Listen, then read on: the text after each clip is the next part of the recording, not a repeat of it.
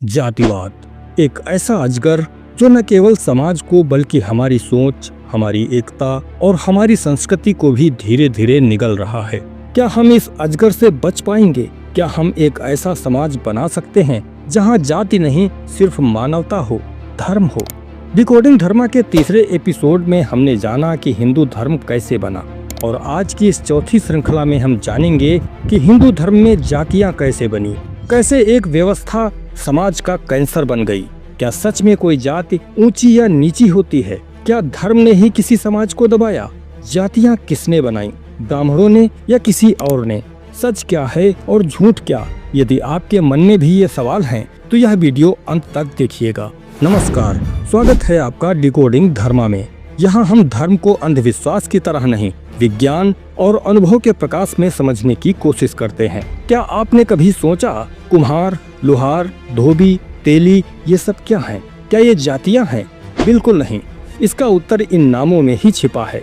कुंभ अर्थात घड़ा बनाने वाला कुम्हार कहलाया, लोहे का काम करने वाला लोहार, कपड़े धोने का काम करने वाला धोबी, सरसों, कपास आदि से तेल निकालने वाला तेली कहलाया। आज हम जिस जातिवाद को कोसते हैं वो सनातन धर्म की रचना नहीं, बल्कि इतिहास की दुर्घटना है।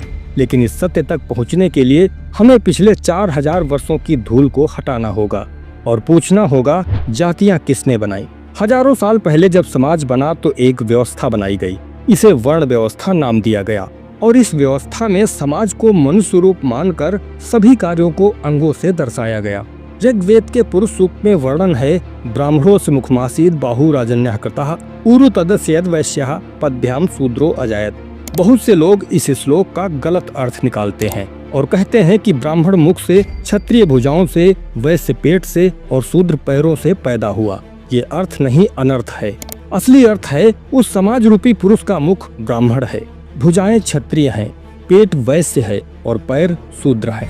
मुख का कार्य है चिंतन मनन, पठन पाठन और बोलना, इसलिए ब्राह्मण का कार्य पठन पाठन, कर्म कांड और शिक्षा हो गया।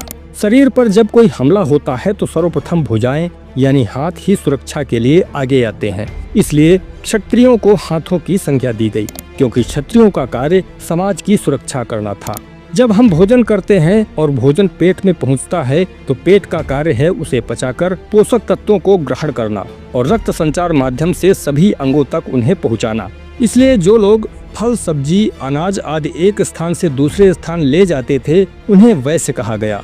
पैरों का कार्य है पूरे शरीर का भार वहन करना और एक स्थान से दूसरे स्थान पर ले जाना, इसलिए जो लोग समाज सेवा से संबंधित कार्य करते थे उन्हें शूद्र कहा गया। अब जरा सोचिए कि शरीर के किस अंग को आप ऊंचा या नीचा कह सकते हैं? क्या किसी अंग को आप अछूत मान सकते हैं? चोट सर में लगे या पैर में, दोनों ही सूरतों में आपको कष्ट होगा।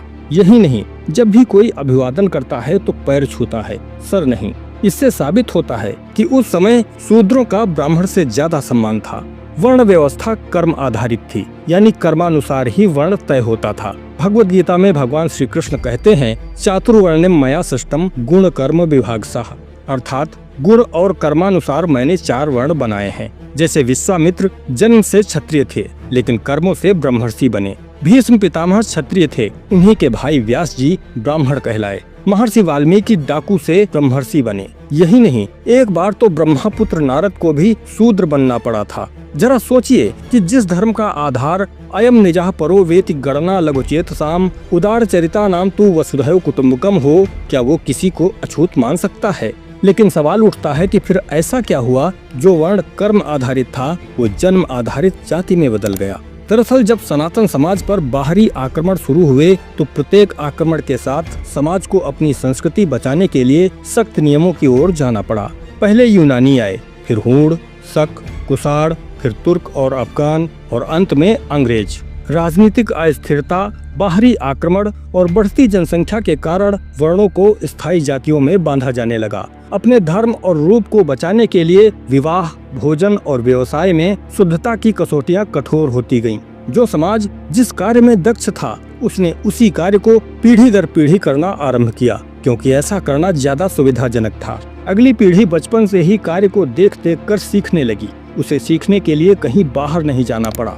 ब्राह्मण, क्षत्रिय, वैश्य, शूद्र सभी पीढ़ी दर पीढ़ी अपने कार्य को करने लगे। यही वह समय था जब कर्म आधारित वर्ण जन्म आधारित जाति में बदलने लगा।